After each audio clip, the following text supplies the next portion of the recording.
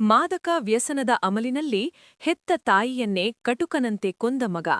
ಬೆಂಗಳೂರಿನಲ್ಲಿ ಓದುತ್ತಿದ್ದ ಬಿಸಿಎ ವಿದ್ಯಾರ್ಥಿ ತನ್ನ ತಾಯಿಯ ಕುತ್ತಿಗೆಗೆ ಚಾಕು ಇರಿದು ಈಗ ಪೊಲೀಸ್ ಠಾಣೆಯ ಕಂಬಿ ಎಣಿಸುತ್ತಿದ್ದಾನೆ. ಕೇರಳದ ಕಣ್ಣೂರಿನಲ್ಲಿ ನಡೆದ ಈ ಘೋರ ದುರಂತದ ಮಾಹಿತಿ ಇಲ್ಲಿದೆ. ಆರೋಪಿ ಕ್ರಿಸ್ಟಿ ಬೆಂಗಳೂರಿನಲ್ಲಿ ಬಿಸಿಎ ಸ್ಟೂಡೆಂಟ್ ಆಗಿದ್ದ. ಆದ್ರೆ ಡ್ರಗ್ಸ್ ವ್ಯಸನಕ್ಕೆ ಬಿದ್ದ ಈತ 1 ವಾರದ ಹಿಂದೆಯಷ್ಟೇ ಕಾಲೇಜ್ ಬಿಟ್ಟು ಊರಿಗೆ ಬಂದಿದ್ದ.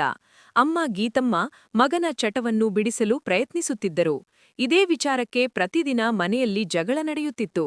ಶುಕ್ರವಾರ ರಾತ್ರಿ ಈ ಜಗಳ ವಿಕೋಪಕ್ಕೆ ತಿರುಗಿದ್ದು ಮಲಗುವ ಕೋಣೆಯಲ್ಲೇ ಗೀತಮ್ಮ ಅವರನ್ನ ಕ್ರಿಸ್ಟಿ ಕೊಚ್ಚಿಕೊಂದಿದ್ದಾನೆ.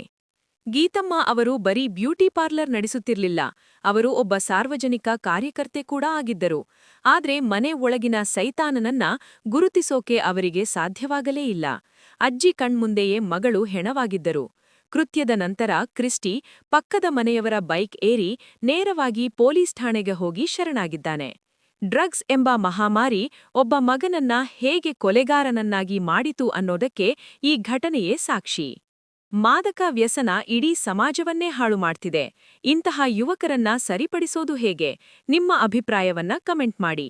ಕರಾವಳಿಯ ಇತ್ತೀಚಿನ ಸುದ್ದಿಗಳಿಗಾಗಿ ನಮ್ಮ ಚಾನೆಲ್ ಸಬ್ಸ್ಕ್ರೈಬ್ ಮಾಡಿ. ಧನ್ಯವಾದ.